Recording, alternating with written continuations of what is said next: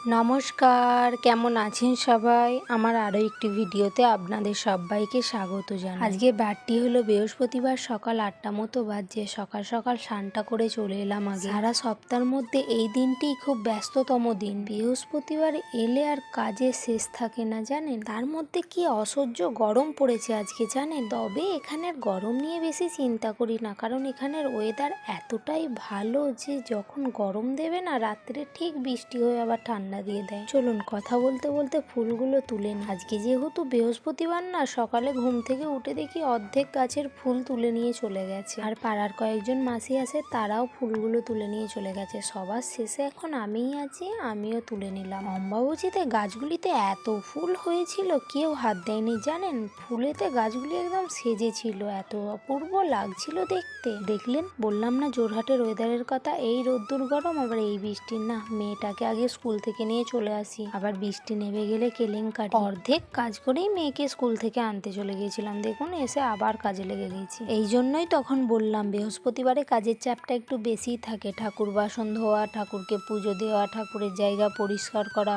যেহেতু আবার অম্বাবচী গেছে, তাই ঠাকুরের জায়গাটা আরো ভালো করে পরিষ্কার করতে হবে। রেগুলার পুজো বা সন্ধে দেওয়ার সময় ঠাকুরের যেই বাসনগুলো ব্যবহার করি, সেই বাসনগুলো নিয়েই মাজতে বসে গেলাম। অম্বাবচীর কারণে এই কদিন সন্ধে পুজো দেওয়া হয়নি তো, তাই প্রদীপগুলোতে অনেক তেল চিটে পড়ে গেছে জানেন। তাই প্রদীপগুলো একটু ঘষে ঘষেই মাজতে হচ্ছে। এই যে ঘটিটা মাজছি, এই ঘটিটা কিন্তু তামার জানেন। দেখুন কেমন কালো হয়ে গেছে। মাজার পরে কিন্তু একদম চকচকে হয়ে যাবে। একদিকটা সামলাতে গিয়ে আমার আর একদিকটা লেট হয়ে গেল জানেন। মেয়েটা স্কুল থেকে চলে এসেছে, এখন আমার রান্নাই শুরু হয়নি। মেয়েটাকে দুটো বিস্কুট দিয়ে বসিয়ে রেখে হাতের কাজগুলো তাড়াতাড়ি করে ফেলার চেষ্টা করছি। চলুন, আমার বাসনগুলো মাজা কমপ্লিট হয়ে গেল। ঘটিটা দেখুন চকচক করছে না? আপনাদের মনে আছে সেই যে অম্বাবচীর দিন ঠাকুরগুলো উপর করেছিলাম? দেখুন আজকে অম্বাবচী শেষ হতে ঠাকুরগুলোকে আবার তুলছি। যাও মাগো, তোমাদের আসন তোমরা গ্রহণ করো আর পৃথিবীর সব্বার মঙ্গল করো। এর মধ্যেই আমরা আছি, এতে আমাদেরও মঙ্গল হবে। 4 দিন পর ঠাকুরগুলো একটু পুজো পাচ্ছে, তাই পুজোটা ভালো করে করারই চেষ্টা করলাম। এমনিও বৃহস্পতিবার একটু ভালো করেই পুজো হয়, নতুন করে ঘট পাততে হয়। কিন্তু একটা জিনিস ভুল হয়ে গেল জানেন। ধুনো দিতে যাওয়ার সময় দেখছি ছোবা শেষ। ছোবাটা যে শেষ এটা আমার মাথাতেই ছিল না। না হলে কার্তিককে আনতে বলে দিলে কার্তিক এতদিনে নিয়ে চলে আসতো। আমি ওকে আনতে বলতে ভুলে গেছি, এতে আমারই দোষ। বলুন কি করবো আর বলুন, শুধু ধুনোটাই দেয়া হলো না। যাক, ধুনোটা ছাড়াই আজকে পুজোটা দিয়ে নি। তবে জানেন, আমি এই চন্দন ধূপের প্যাকেটটা কিনে রেখেছিলাম, তাই আজকে এই চন্দন ধূপটাই জ্বালিয়ে চন্দন ধূপটা দিয়েই পুজোটা দিলাম। দাঁড়ান তো, মেয়েটা কি করছে দেখি।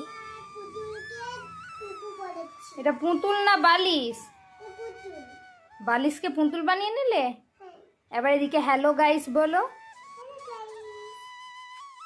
দাঁড়ান, অনেক বেলা হয়ে গেল, আগে তাড়াতাড়ি করে ভাতটা বসিয়ে দিই, তারপর অন্য কাজগুলো হবে খন। ও মা গো, কি কালো করে মেঘটা ধরেছে দেখুন। দাঁড়ান এই পাশটা একবার দেখাচ্ছি। দেখুন আকাশটা পুরো অন্ধকার হয়ে গেছে, মনে হচ্ছে এক্ষুনি বৃষ্টি নামবে। বলার সঙ্গে সঙ্গে বৃষ্টি নেমে গেল। দেখলেন কি জোরে বৃষ্টিটা হচ্ছে দেখুন। বাপরে বাপ, ঘরে না আবার জল ঢুকলে হয়। এই জোরহাটের একটা নিয়ম আছে জানেন, অম্বাবচীর 4 দিনের মাথায় সব কাচাকুচি করতে হয়। যখন আমাদের পিরিয়ডের 4 দিনের মাথায় সব কাচাকুচি করতে হয়, সেম সেরকম এখানেও কাচাকুচি করতে হয় অম্বাবচীর 4 দিনের মাথায়। তাই এই পর্দা সর্দাগুলো ধুয়ে দিয়েছিলাম, সেগুলোই এখন লাগিয়ে নিচ্ছি। দুটো দরজার পর্দা, একটা জানালার পর্দা। এখনো আছে বেড কভার, বালিশের কভার, ওগুলো আর শেয়ার করলাম না। চলুন, সন্ধে হয়ে এসেছে, ভিডিওটা তাহলে এই পর্যন্তই থাক। আবার দেখা হবে খুব শিগগিরই একটা নতুন ভিডিওতে। ততক্ষণ সবাই সুস্থ থাকবেন, ভালো থাকবেন। আমার ভিডিওটি ভালো লাগলে বেশি বেশি করে শেয়ার করে দেবেন।